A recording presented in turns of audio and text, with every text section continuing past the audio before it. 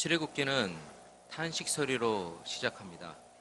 강제 노동으로 이스라엘 자손의 고통은 극에 다다라 고통 소리, 신음 소리는 끊이지 않고 곳곳에서 들려왔습니다.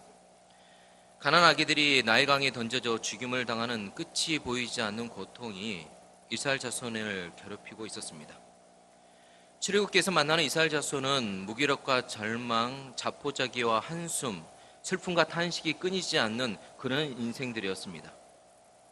그 고통스러운 인생의 반전은 출애굽기 2장 23절에서 일어납니다. 함께 오랜 세월이 흘렀고 그 사이에 애굽 왕은 죽었다. 그러나 이스라엘 사람은 여전히 강제 노동에 시달려 신음하며 부르짖었다. 그 강제 노동에 견디다 못해 제발 살려달라고 아우성치는 소리가 하나님에게까지 사무쳤다. 성 어거스틴이 말했습니다. 탄식은 인간에게 큰 힘이지만 하나님에게는 큰 약점이 된다. 하나님은 인간의 탄식 소리에 가장 약하십니다. 그래서 하나님은 응답하십니다. 출애굽기 2장 24, 25절입니다. 하나님이 그들의 고통 소리를 들으시고 하나님이 아브라함과 이삭과 야곱에게 세운 그의 언약을 기억하사 하나님이 이스라엘 자손을 돌보셨고 하나님이 그들을 기억하셨더라. 아멘. 하나님은 이스라엘 자손의 고통 소리, 탄식 소리에 응답하시고 모세를 통하여서 하나님의 구원을 보이십니다. 모세는 이스라엘 자손에게 고통을 주고 있는 바로에게 하나님의 말씀을 선포하죠.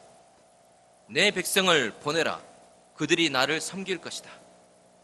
모세는 바로 앞에서 오로지 무엇을 요청하고 있습니까? 우리로 예배할 수 있게 하라. 우리로 하나님을 예배할 수 있게 하라. 그렇게 요청하고 있습니다. 이스라엘 자손의 회복을 위해 가장 먼저 필요한 것이 바로 예배의 회복이었기 때문에 그렇습니다. 그래서 하나님은 모세를 통해서 내 백성을 보내라. 그들이 나를 섬길 것이니라. 거듭거듭 바로 앞에서 선포하게 하십니다.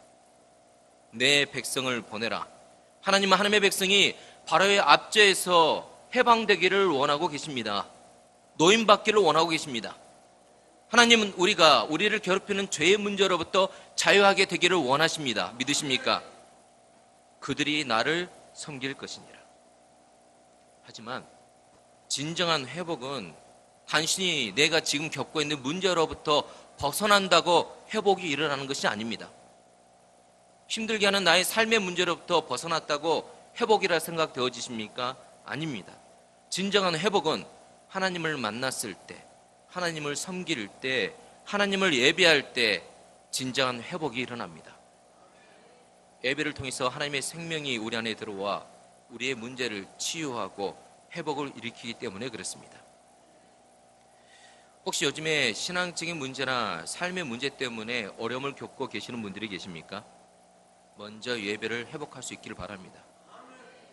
우리가 삶의 고통을 겪고 있는 대부분의 문제의 그 본질적인 이유는 하나님을 떠나려는 마음 때문이고 하나님의 말씀을 불순종하고 반역하려는 마음 때문에 그렇습니다. 그래서 우리가 직면하고 있는 인생의 문제를, 위기를 해결할 수 있는 유일한 해결책은 뭐냐? 하나님께 나오는 겁니다. 하나님께 예배하는 겁니다. 그래서 예배 회복이 지금 내가 당면한 문제를 바로 해결하는 해결의 열쇠라는 것을 꼭 뇌리에 새기시고 마음판에 새기시며 살 수 있기를 바랍니다. 하지만 바로가 가만히 있었을까요? 바로는 이스라엘 자손이 하나님을 예배하는 거 그냥 보고 있지 않았습니다. 수단과 방법을 가리지 않고 예배하는 것을 방해합니다. 이 바로의 모습이 곧 나를 괴롭히고 있고 나의 예배를 방해하는 바로 악한 사단의 모습인 겁니다. 하나님의 백성으로 하여금 하나님께 예배하지 못하게 방해하는 오늘 말씀에 나오는 이 바로가 사용하는 방법이 무엇이냐? 바로 타협입니다. 타협. 바로의 교활한 타협으로 말미암아 어떻게 해요? 하나님의 백성이 예배하지 못하도록 하는데 이 타협이 네 가지 모습으로 드러나고 있습니다.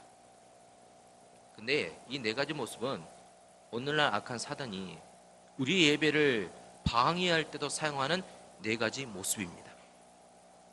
첫 번째 타협의 유혹은 출애굽기 8장 25절에 나와 있습니다. 함께 봉독합니다.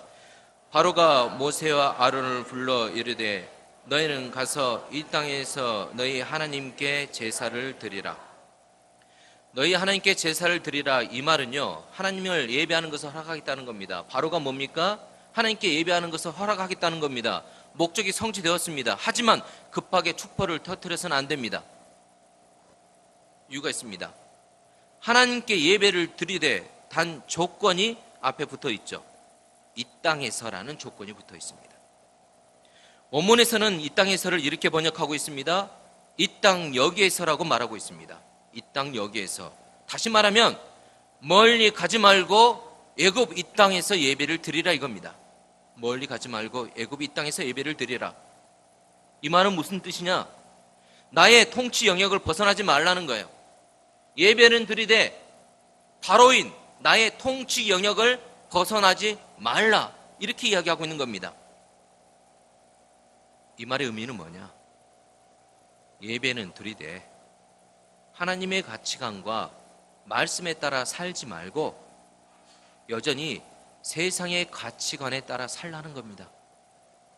예배하는 장소에는 이때 세상의 가치관을 벗어나지 말라는 이야기입니다. 예배를 통해 회복을 경험하기 원하십니까? 그렇다면 겉모습만으로만 예배 드리는 것이 아니라 우리의 마음 중심으로 하나님께 예배 드릴 수 있기를 원합니다. 이 예배 자리는 하나님의 은혜와 복이 가득 담겨있는 저수지와 같죠. 그 저수지에 병을 넣기만 하게 되면 그 안에 하나님의 은혜와 복이 가득 담겨져서 우리의 인생에는 회복을 경험하게 되고 거룩한 변화를 경험하게 됩니다. 하지만 마개를 꼭 굳게 닫고 저수지에 병을 넣는다면 아무 소용이 없죠. 회복도 없고 변화도 없습니다. 예배를 드려도 답답합니다. 마개가 닫혀있는 것처럼 답답합니다. 마개를 여시길 바랍니다. 하나님의 은혜와 복이 내 인생 안으로 스며들 수 있도록 내 고집과 세상적인 가치관을 포기하고 마개를 열 수 있기를 바랍니다. 세상적인 가치관을 갖고 여전히 그 가치관을 고집하며 예배를 드리고 있다면 마개를 닫은 병을 물에 담으려는 사람과 같습니다. 은혜 자리에 앉아 있어도 은혜를 전혀 누리지 못한다는 겁니다. 대부분의 많은 그리스도인들이 특히 결혼과 자녀 문제에 있어서 세상 사람과 똑같은 가치관을 갖고 살아가고 있습니다. 안타까운 현실입니다. 우리는 처치맨이 아니라 크리스찬, 그리스도인이 되어야 됩니다. 처치맨이랑 교회 건물 안에서만 예수 그리스도를 믿는 사람으로 행동한다는 겁니다. 하지만 예수 믿는 그리스도인들은요, 거룩한 가치관을 갖고 성경적인 가치관을 갖고 어느 장소 어떤 시간에도 그리스도인으로 살아가야 됩니다. 하지만 사단은 우리에게 타협을 요구합니다. 예배는 드려라. 하지만 불신자처럼 생각하고 세상한 가치관을 가지고 불신자처럼 행동할 것을 우리에게 말해주고 있다는 겁니다. 아무리 예배 자리에 있어도 그렇게 살아간다면 어떤 변화를 경험할 수 있겠습니까? 하지만 진정한 예수 그리스도를 믿는 그리스도인이라면 어떤 장소에 있어도 세상적인 가치가 아니라 말씀의 가치관과 거룩한 가치관을 살아가고 있다면 그 땅을 변화시키고 그 시간을 변화시킬 수가 있습니다. 그래서 우리 주님은 우리에게 분명히 말씀하여 주십니다. 로마서 12장 2절의 말씀입니다. 함께 여러분은 이 세상 사람들의 행동이나 간섭을 본받지 마십시오. 그보다는 생각이나 행동으로 새로워져서 딴 사람이 되십시오. 그렇게 되면 하나님의 방법이 실제로 얼마나 행복을 가져다 주는 것인가를 여러분의 경험을 통해서 알게 될 것입니다. 아멘. 이 세대를 본받지 말라는 겁니다. 세상과 다르게 살라는 겁니다.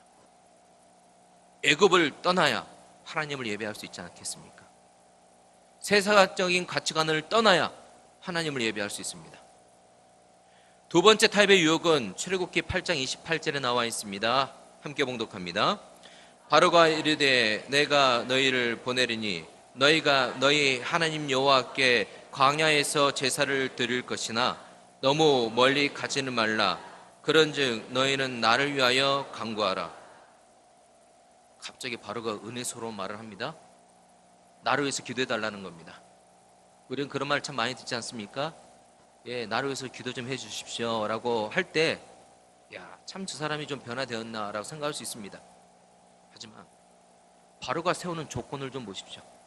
너무 멀리 가지는 말라. 바로가 하는 말이 이겁니다. 그래, 광야에서 예배를 드리라. 내 땅을 떠나도 괜찮지만 그러나 너무 멀리 가지는 말라 라고 이야기하는 겁니다. 신앙 상담을 하다 보면 이런 고민을 종종 듣습니다. 자신은 열심히 신앙생활을 하고 싶은데 가까이 있는 사람들이 말린다는 겁니다. 예수 믿는 거 그래 좋아. 하지만 너무 지나치게 믿지는 마라. 깊이 빠지지 않는 것이 좋아. 그렇게 권면을 한다는 겁니다. 너무 별나게 믿지 말고 적당히 믿으라는 거죠. 취미생활처럼 교회 다녀도 괜찮다는 겁니다. 새벽기도 왜 해? 성경 공부 할 필요 없어. 주일 예배 한 번 드리는 것으로 충분해 라고 조언을 하는 겁니다. 악한 영의 메시지라는 거 아시죠? 하나님은 로마서 12장 11절의 말씀을 통해서 분명히 우리에게 말씀하고 계십니다. 부지런하여 게으르지 말고 열심을 품고 주를 섬기라. 세 번째 타입의 유혹입니다. 출애굽기 10장 11절에 나타나 있습니다. 함께 봉독합니다. 그렇게 하지 말고 너희 장정만 가서 여호와를 섬기라. 이것이 너희가 구하는 바니라. 이에 그들이 바로 앞에서 쫓겨나니라. 계속되는 재앙 때문에 어쩔 수 없이 바로는 더 큰 양보를 하고 있습니다. 그렇죠? 하지만 바로의 교활한 타협이 그쳤다고 생각하지 마십시오. 바로의 교활한 타협 역시도 계속되고 있습니다. 바로가 뭐라고 이야기하고 있습니까? 가기는 가되 어떻게 가라고요? 너희 장정만 가라. 남자만 가라는 겁니다. 다시 말하면 어린 것들은 데려가지 말라는 거예요. 자녀는 데려가지 말라는 겁니다. 믿으려면 너희들만 열심히 믿고 자녀들은 믿게 하지 말라는 거예요. 엄마 아빠가 너를 위해서 기도할 테니까 너는 교회 안 와도 돼. 너는 가서 학원에 가서 공부해. 나는 엄마 아빠가 너를 위해서 열심히 기도할 테니까 너는 걱정하지 마. 공부만 열심히 하면 돼. 와 똑같은 소리입니다. 광야에서 부모들은 열심히 하나님을 예배하고 있지요. 하지만 여전히 그 자녀들은 어디에 있습니까? 애굽에 남겨져 있습니다. 애굽의 우상 문화에, 우상 숭배의 문화권에 살고 있다는 겁니다. 부모 세대가 죽습니다. 자녀 세대만 남게 되었을 때 어떻게 될까요? 자녀들은 하나님을 제대로 알지 못하고 그 결과 하나님을 떠나는 저주받은 인생이 된다는 겁니다. 대표적으로 사사기의 아픔이 그 결과를 전하고 있지 않습니까? 성경을 볼 때 가장 영적으로 쇠퇴한 시대가 바로 사사기 시대라고 생각이 되어집니다. 반복적인 죄의 고리를 끊지 못해서 퇴보하는 인생을 살고 있는 모습이 사사기에 나와 있는데요. 사사기는 인간의 실패의 역사요, 불순종의 역사요, 추악한 죄의 반복의 역사입니다. 그런데 이 사사기의 아픔이 어디에서부터 시작되었을까요? 사사기 2장 10절에 나와 있습니다. 함께요. 그 세대의 사람도 다 그 조상들에게로 돌아갔고 그 후에 일어난 다른 세대는 여호와를 알지 못하며 여호와께서 이스라엘 위하여 행하신 일도 알지 못하였더라. 그 세대들이 하나님을 알지 못했습니다. 결국 어떻게 됩니까? 이어지는 11절의 말씀입니다. 함께 이스라엘 자손이 여호와의 목전에 악을 행하여 바알들을 섬기며. 결국 다음 세대로 이어지는 신앙 교육이 제대로 이루어지지 않자 다음 세대들은 하나님을 제대로 알지 못하게 됩니다. 그 결과 하나님을 떠난 죄된 인생을 살게 되었다는 말씀을 전하고 있는 거죠. 미국의 교회는 70년대에 들어서면서 1년에 약 100만 명씩 성도 수가 줄었습니다. 계속 퇴보했습니다. 그래서 교회 위기가 왔습니다. 그래서 예전보다 더 좋은 시설도 있고 훌륭한 수양관도 있고 풍부한 물자를 갖고 있음에도 불구하고 왜 1년에 100만 명씩 성도수가 줄어들까? 그 위기에 대한 대책을 강구했습니다. 그래서 1985년에 미국의 모든 기독교 학자들이 모여서 그 이유를 분석했습니다. 어떤 결과에 다다랐느냐? 미국 교회가 미래를 준비하지 못했다라는 결과에 다다랐습니다. 그래서 이런 결론을 입증할 수 있는 사례를 찾았습니다. 그 사례가 미국 덴버시에 바로 그 관련 사례가 나와 있었는데 그 연구 결과는 이랬습니다. 미국 정부가 2차 세계대전이 발발하자 적국인 일본 출신의 사람들, 그래서 서부에 살고 있던 일본인들을 따로 모아가지고 강제로 황야 같은 덴버시로 이주시키게 됩니다. 그들은 미국에 살고 있는 미국 시민에도 불구하고 일본인이라는 이유 때문에 강제 이주를 하게 된 거죠. 강제 이주를 당한 일본인들은 너무 억울했습니다. 그래서 그 억울한 마음을 가지고 4개의 교회를 세웁니다. 일본인들만이 다니는 4개의 교회를 세우게 되는데 그곳에서 신앙생활을 하면서 덴버에서의 생활을 시작하게 되었습니다. 그런데 조사 결과 1985년에 조사 결과를 보니까 4개의 교회 중에서 3개의 교회는 사라져버렸고 오직 한 교회만이 남아있었다고 합니다. 그래서 학자들은 왜 3개의 교회는 없어졌고 이 한 교회만 남아있었는지 그것을 비교 분석했습니다. 그러면서 보고서의 내용을 이렇게 보고하고 있습니다. 없어진 3개의 교회는 자신들이 당한 억울함을 신앙을 통해서 해소하기 위해서 자주 모여 기도하면서 자신들의 억울함을 하나님께 간구하고 부르짖었다. 하지만 그들의 후손들에 대한 어떠한 신앙교육의 지표도 세워놓지 않았다. 반면에 남아있는 한 교회는 목회자를 비롯한 많은 사람들이 어린이들과 신앙의 2세대를 위한 교육 프로그램을 개발하고 그들이 교회에 와서 마음껏 놀 수 있도록 편의시설을 만들어 주었으며 어떠한 자리에서도 교회학교 교사들과 교회 교육을 최우선으로 여겨주었다. 따라합니다. 교회학교는 큰무리교회의 미래입니다. 신명기 6장 7절의 말씀을 기억하시길 바랍니다. 함께 자녀들에게 이 말씀을 분명히 가르쳐 주십시오.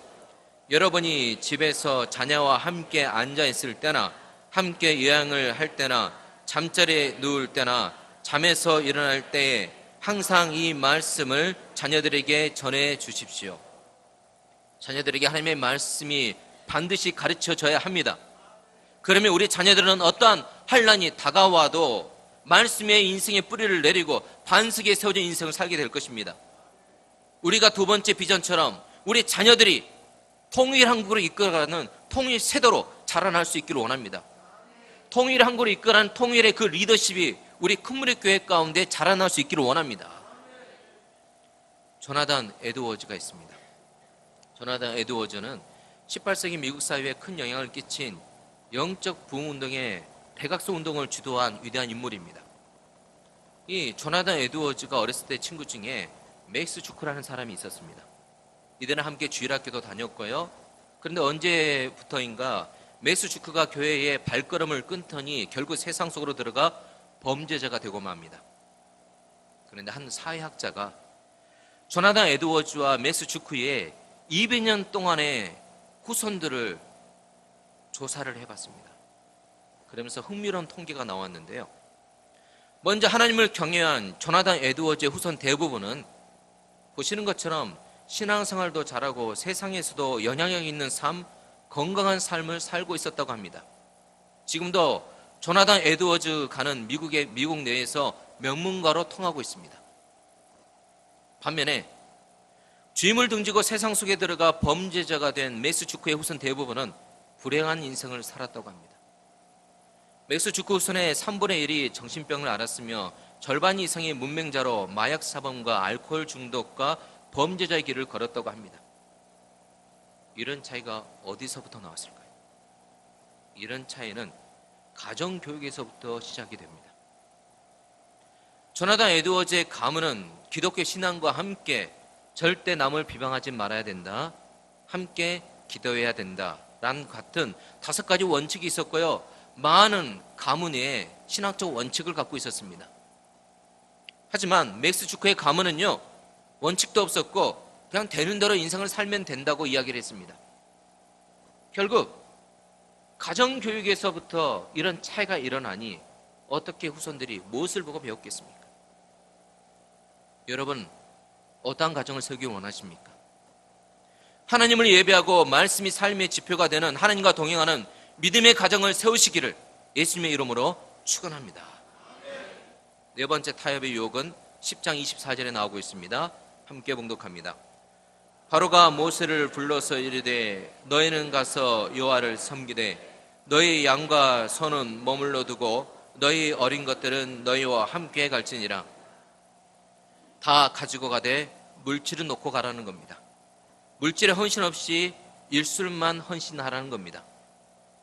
침례교 목사님이 침례를 주려고 성도들에게 침례탕 속으로 들어가라고 이야기했습니다. 침례교는 옷을 입고 침례탕 속으로 들어가지 않습니까? 그때 한 사람이 빨리 들어오지 않고 바깥에서 서성거리고 있는 겁니다. 그래서 목사님이 왜 들어오지 않고 바깥에 계십니까? 그랬더니 그분 이야기가 제 옷 속에 지갑이 들어있어서요.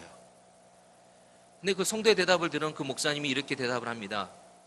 예, 그 지갑도 침례를 받아야겠습니다. 영국의 부흥을 이끈 존 웨슬리는 다음과 같은 이야기를 했습니다. 나는 사람들의 주머니가 회개하지 않은 회개 믿지 않는다. 어떤 사람이 회개했다고 할 때 그 사람의 주머니가 회개하지 않았다면 나는 그 회개를 믿을 수가 없다. 우리 주님이 말씀하십니다. 마태복음 6장 21절의 말씀 함께 내 보물이 있는 그곳에는 내 마음도 있느니라. 물질에 대한 헌신이 바로 마음에 대한 헌신임을 기억하시기를 바랍니다. 네 가지 교활한 타협에 대해서 살펴봤습니다. 이 교활한 타협에 대해서 모세는 어떻게 이기고 있습니까? 출애굽기 8장 27절에 나와 있습니다. 함께 우리가 사흘길쯤 광야로 들어가서 우리 하나님인 여호와께 제사를 드리되 우리에게 명령하신 대로 하려 하나이다. 모세는 어떻게 교활한 타협에 대항하고 있습니까? 하나님의 말씀으로 대항하고 있습니다. 예수님 역시도 마귀의 유혹에 말씀으로 대항해서 이겼고 모세 역시도 마찬가지입니다. 우리는 우리에게 명령하신 대로 하나님이 우리에게 말씀하신 대로 행하겠습니다. 말씀에 나타난 하나님의 요구, 우리는 낮추려 해서는 안 됩니다. 타협은 하나님의 말씀의 기준을 낮추는 행동입니다. 사단은 그 기준을 낮추게 하려고 있습니다. 하지만 우리는 결코 한 발짝으로 또 뒤로 물러서서는 안 됩니다. 바로의 타협을 말씀으로 물리칠 수 있기를 바랍니다. 아마 사단은 우리들이 미처 알아채지 못하는 교묘한 방법으로 세상과 타협하며 살려고 유혹할 것입니다. 그 타협을 물리칠 길은 오직 하나님의 말씀뿐입니다. 모세는 항상 하나님과 교제하고 말씀을 들었습니다. 그래서 교활한 타협에 대해서 정확하게 분별할 수 있었습니다. 좋은 자세 같았지만 그 안에 함정이 있다는 것을 볼 수 있었고 그것을 물리칠 수 있었습니다. 우리 역시도 말씀을 묵상하면서 교활한 타협의 유혹을 분별할 수 있어야 됩니다. 그리고 물리쳐 승리하는 인생이 될 수 있기를 바랍니다. 무엇보다 부모된 자로서 마땅히 행할 길을 먼저 걸을 수 있기를 바랍니다. 그래서 자녀들에게 믿음의 본이 되는 삶을 살아서 믿음의 명문가를 이룰 수 있기를 예수님의 이름으로 축원합니다.